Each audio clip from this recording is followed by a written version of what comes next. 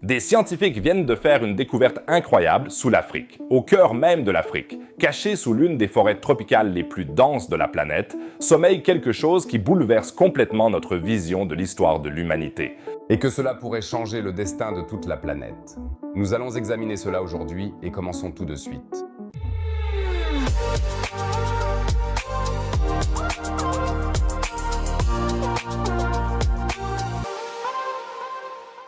L'Afrique, l'un des continents les plus fascinants et les plus mystérieux. Écrivez-moi pour me dire qui d'entre vous y est déjà allé et dans quel pays. Cela m'intéresserait beaucoup. Nous nous rendons aujourd'hui dans le bassin du Congo. Si cela vous fait penser à une forêt vierge impénétrable et déserte, à l'une des dernières étendues sauvages véritablement intactes de notre planète, Il se trompe probablement lourdement.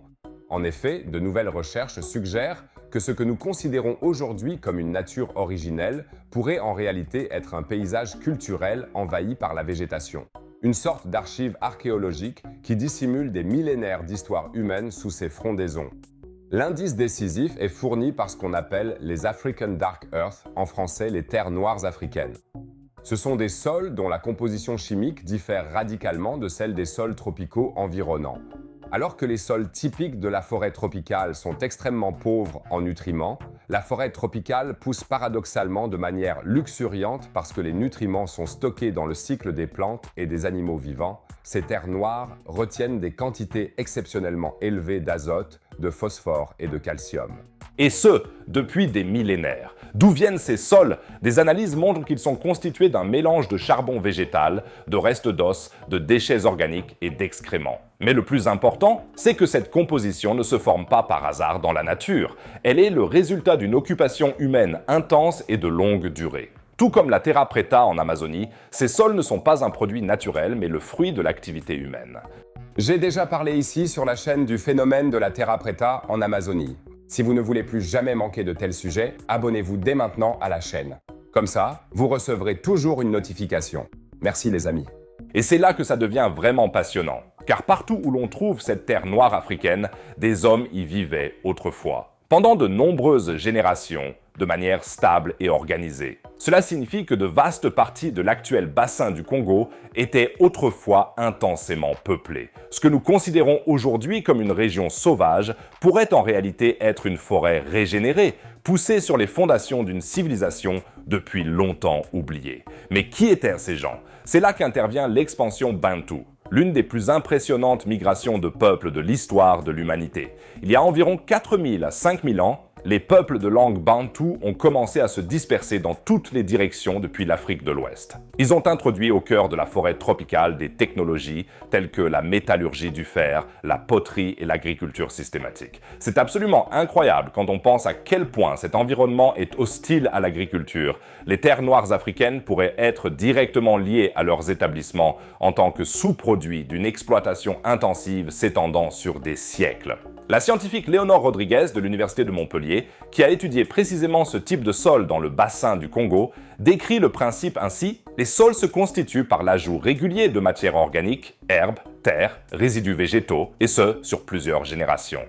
Son équipe a montré dans une étude publiée dans les Scientific Reports que ce type de travail du sol augmente significativement la fertilité des sols tant qu'il est activement cultivé.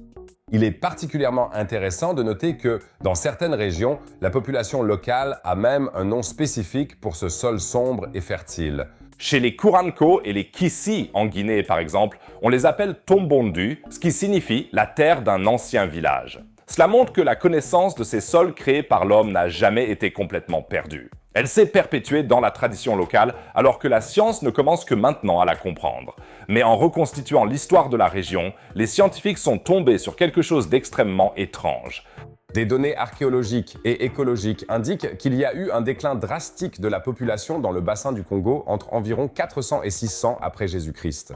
La raison exacte n'est toujours pas élucidée à ce jour. Des changements climatiques qui ont détruit les récoltes, des épidémies qui se sont propagées dans des villages densément peuplés, probablement une combinaison de plusieurs facteurs, et la recherche n'en est encore qu'à ses débuts. Ce qui s'est passé ensuite est en tout cas remarquable. Les villages ont été abandonnés et la nature a repris ses droits sur ces terres. Arbre après arbre, décennie après décennie, la forêt a recouvert les traces laissées par les hommes. L'impression d'une forêt vierge intacte s'est installée alors qu'il s'agissait en réalité d'un paysage culturel reboisé. Et d'ailleurs, nous connaissons également ce schéma en Amazonie où des découvertes similaires témoignent d'une ancienne densité de population.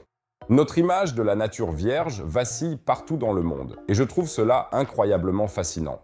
Et il existe une autre dimension, plus vaste de cette histoire, qui dépasse largement le cadre de l'archéologie. Le bassin du Congo abrite en effet l'une des plus importantes réserves de carbone de la planète. Les immenses zones de tourbières et de marécages qui s'y trouvent stockent environ un tiers du carbone piégé dans les tourbières tropicales du monde entier, bien qu'elles ne couvrent que 0,3% de la superficie totale des terres émergées. Le chercheur en environnement Travis Drake et son équipe de l'ETH Zurich ont démontré que ces anciens réservoirs de carbone commencent déjà à libérer le carbone qu'ils stockent. Ils ont étudié deux grands lacs d'eau noire du bassin du Congo, le lac Mai-Ndombe et son petit voisin, le lac Tumwa. Le résultat surprenant, jusqu'à 40% du CO2 que ces lacs rejettent dans l'atmosphère ne provient pas de matière végétale fraîchement décomposée, mais de tourbes vieilles de plusieurs millénaires. Travis Drake le décrit ainsi: « Nous avons été surpris de constater que du carbone ancien était libéré de cette manière, car le réservoir de carbone présente pour ainsi dire une fuite par laquelle s'échappe du carbone très ancien. » Qu'est-ce que cela signifie ? Il existe des indices selon lesquels l'équilibre fragile de ces écosystèmes pourrait être perturbé. Lorsque le climat devient plus sec, les tourbières s'assèchent plus fréquemment. L'oxygène pénètre plus profondément, les bactéries décomposent de la matière organique et d'énormes quantités de CO2 sont libérées. Le professeur Jordan Hemingway de l'ETH résume la situation ainsi: « Notre crainte est que l'équilibre bascule. Si les sécheresses deviennent plus longues et plus intenses, les lacs d'eau noire de cette région pourraient devenir d'importantes sources de méthane avec des conséquences pour le climat mondial. » D'ailleurs, on ne sait pas encore très bien comment tout cela se passe. Le rapport de l'ETH Zurich indique: « On ne sait toujours pas comment le carbone est libéré à partir de la matière végétale non décomposée. Les voies par lesquelles le carbone parvient dans l'eau du lac sont également encore inconnues. » Et tout cela dans une région qui commence à peine à révéler son passé archéologique. Car des méthodes modernes comme les scans LIDAR et les analyses de sol montrent que nous n'avons probablement découvert qu'une infime partie des traces humaines dans le bassin du Congo. De vastes zones sont difficilement accessibles et pratiquement inexplorées scientifiquement. Dans le même temps, elles risquent d'être détruites par la déforestation et l'exploitation minière avant même que nous ayons pu les comprendre. Nous pourrions donc perdre des traces de civilisations entières avant même de connaître leur nom. Le bassin du Congo n'est pas un sujet marginal. C'est une région clé à double titre pour l'archéologie de l'humanité et pour l'avenir du climat terrestre. Ce que nous y trouvons sous terre ne nous dit pas seulement d'où nous venons, cela nous dit aussi ce qui est en jeu si nous ne faisons pas attention. Et cela pose à nouveau l'une des questions les plus fondamentales. Devons-nous réécrire l'histoire de l'humanité ? À quels endroits existaient déjà des hautes civilisations, là où aujourd'hui la nature a repris ses droits? Et je trouve cette question extrêmement fascinante. Les plus grands mystères de l'humanité ne se cachent parfois pas dans les pyramides ou les ruines antiques, mais littéralement dans le sol sous nos pieds ou, dans ce cas, sous la forêt tropicale la plus dense de la planète.